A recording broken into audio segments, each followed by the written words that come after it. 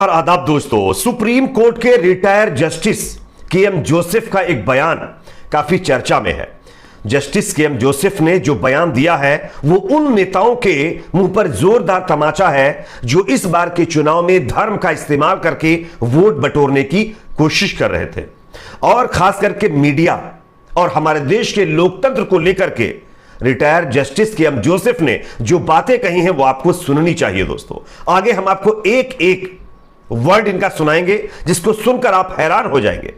Justice KM. Joseph ने media पर सवाल खड़े किए, कुछ सरकारों के ऊपर सवाल खड़े किए और साथ ही साथ सरकारों से जुड़े हुए नेताओं पर भी सवाल खड़े किए। जिस तरीके से चुनाव प्रचार में नेताओं की भाषा गिरती चली गई, इसको लेकर के उन्होंने चिंता व्यक्त की है। साथ ही साथ चुनाव आयोग को भी फटकार लगाई है। किस तरीके से आगे इनके बयान को सुनाएंगे, साथ ही साथ दो और बड़ी खबरें आपके सामने रखेंगे। दूसरी बड़ी खबर आ रही है, पंडित धीरेन्द्र कृष्ण शास्त्री के भाई ने एक बार फिर एक गरीब फैमिली के घर में घुसकर किस तरीके से हुड़दंग मचाया है, इसका एक और वीडियो सामने आया है। किस तरीके से सत्ता के नशे में चूर ये लोग अपनी दादागिरी दिखा रहे हैं, इसका एक और मामला यहां पर सामने आया है। खैर, ये वीडियो भी हम आपको दिखाएंगे। तीसरी बड़ी खबर आ रही है, गाजा के अंदर जिस तरीके से इजराइल की सेना लगातार आम नागरिकों को टारगेट कर रही है, इसके मद्देनजर अब रोनाल्डो जो फुटबॉल के बहुत ही मशहूर प्लेयर हैं, उन्होंने फलस्तीन और गाजा के लोगों को अपना समर्थन दिया है। एक बयान उन्होंने दिया है जो आगे हम आपको सुनाएंगे। उससे पहले एक छोटी सी रिक्वेस्ट आपसे है दोस्तों, आपको क्या लगता है जिस तरीके से इस बार के लोकसभा चुनाव में नेताओं की भाषा गिरती चली गई, जिस तरीके से जो है धर्म के नाम पर वोट मांगे गए, क्या इसमें आप चुनाव आयोग की असफलता मानते हैं, चुनाव आयोग का फेलियर मानते हैं? कमेंट सेक्शन में इस पर अपना फीडबैक जरूर दीजिए। वीडियो को ज्यादा से ज्यादा लाइक करिए, शेयर करिए, चैनल पर नए तो सब्सक्राइब जरूर कर लीजिए। बात करेंगे पहली खबर की। सबसे पहले आपको बता दें कि लोकसभा चुनाव 2024 के अंतिम चरण के लिए प्रचार खत्म होने के बाद आज वोटिंग भी खत्म हो रही है।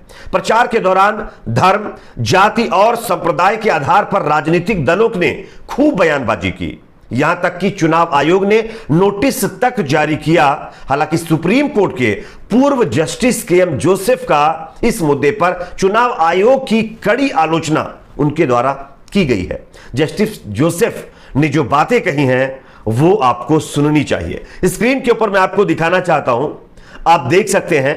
उन्होंने जस्टिस के.एम. जोसेफ का कहना है कि अगर चुनाव प्रचार के दौरान धर्म, भाषा, जाति और संप्रदाय के इस्तेमाल किए जाने पर आयोग समय रहते कार्रवाई नहीं करता तो वह संविधान का सबसे बड़ा अपमान है। जस्टिस जो के.एम. जोसेफ ने 30 मई को केरल के एर्नाकुलम के गवर्नमेंट लॉ कॉलेज में एक लेक्चर दिया। लाइव लॉ की रिपोर्ट के मुताबिक इस लेक्चर का विषय था बदलते भारत में संविधान। इस लेक्चर में उन्होंने संविधान, धर्मनिरपेक्षता, मीडिया, न्यायपालिका व्यवस्था जैसे मुद्दों पर अपनी राय रखी।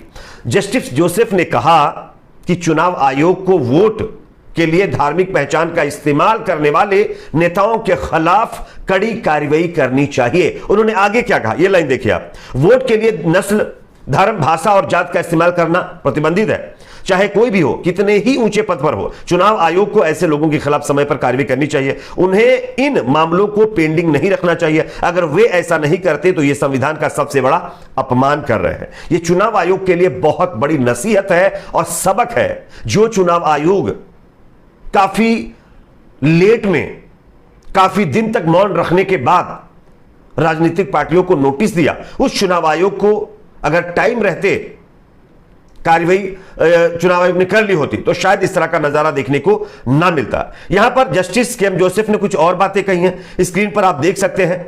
मीडिया को लेकर के भी उन्होंने सवाल खड़े किए। उन्होंने कहा जिस तरह से मीडिया पूरे पोरशे मामले में लगातार घटनास्थल जाता रहा है, अगर उसी तरह से मीडिया मणिपुर भी जाता तो आज वहां की परिस्थिति अलग होती।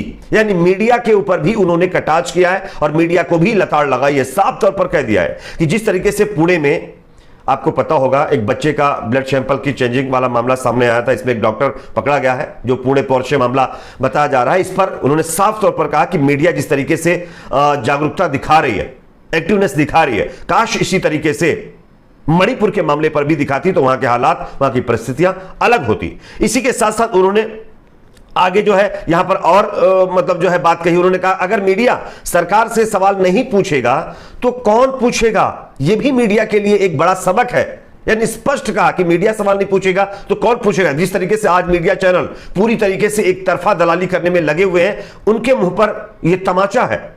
इसी के साथ साथ उन्होंने एक और शब्द इस्तेमाल किया जो कि राज्यपाल को लेकर के है। आप सब जानते होंगे जहां जहां पर बीजेपी सत्ता में नहीं है, यानी कि सरकार नहीं है, जैसे कि आप केरल का तमिलनाडु का एग्जांपल ले लीजिए, दिल्ली का एग्जांपल ले लीजिए, या कई और राज्यों का एग्जांपल आप लोग ले लीजिए। यहां पर बीजेपी जो राज्यपाल है उनके जरिए सरकारों को परेशान करने की कोशिश करती है। यह तमाम सरकारों का आरोप है। इस पर रिटायर जस्टिस के एम जोसेफ ने कहा है राज्यपाल जो हैं वो केंद्र सरकार के एजेंट बने हुए हैं।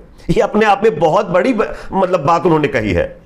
उन्होंने साफ कहा है कि राज्यपालों को केंद्र सरकार के एजेंट के रूप में काम नहीं करना चाहिए, एक निष्पक्ष स्टैंड लेकर रहना चाहिए। यह अपने आप में उन राज्यपालों के मुंह पर भी तमाचा है जो सरकार की चाटुकारिता में विलीन होकर के सरकारों को परेशान कर रहे हैं। और ऐसा एग्जाम्पल आपके सामने दिल्ली और तमिलनाडु और उसके बाद जो है पश्चिम बंगाल के अंदर देखने को मिला है, जहां पर राज्यपालों ने किस तरीके की भूमिका निभाई है आप सब लोगों ने देखा होगा। तो इस पर भी के एम जोसेफ ने बयान दिया है। तो ये तमाम बातें उन्होंने कही हैं। मीडिया, चुनाव आयोग और जो एक तरीके से राज्यपाल है उनके ऊपर इन्होंने सवाल खड़े किए हैं। इस पर भी आपकी क्या राय कमेंट सेक्शन में बताइए। अब अगली खबर की बात करते हैं जो कि सामने आ रही है मध्य प्रदेश से, जहां पर बागेश्वर धाम के पीठाधीश्वर धीरेन्द्र कृष्ण शास्त्री के भाई शालिग राम गर्ग का एक बार फिर आतंक देखने को मिला है। अपने साथियों के साथ जीतू तिवारी के घर इन्होंने हमला किया है। इसका एक वीडियो वायरल है जो मैं आपको दिखाना चाहता हूं, आप वीडियो देखिए, उसके बाद इसकी चर्चा करेंगे। देखिए धीरेन्द्र कृष्ण शास्त्री के छोटे भाई शालिग राम गर्ग ने हमारे घर में हमारी मम्मी लोगों को मारा है। देखिए इन लोगों की गैंग।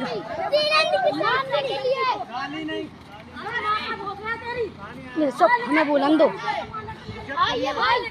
धीरेन्द्र कृष्ण शास्त्री के छोटे भाई।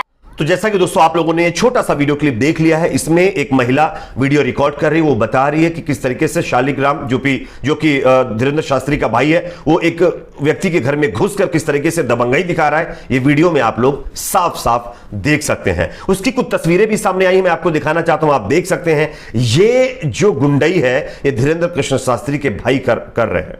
इससे पहले भी टोल प्लाजा के ऊपर भी आप लोगों ने देखा होगा इन्होंने गुंडई की थी, और उसके बाद ये दूसरा मामला है। अफसोस इस बात का होता है कि मध्य प्रदेश में बीजेपी की सरकार है, लॉ एंड ऑर्डर को बहुत मजबूत चलाने की बात की जाती है, और उसी मध्य प्रदेश के अंदर आप देख सकते हैं बाबा जी के भाई किस तरीके से अपनी दादागिरी दिखाते हुए नजर आ रहे हैं।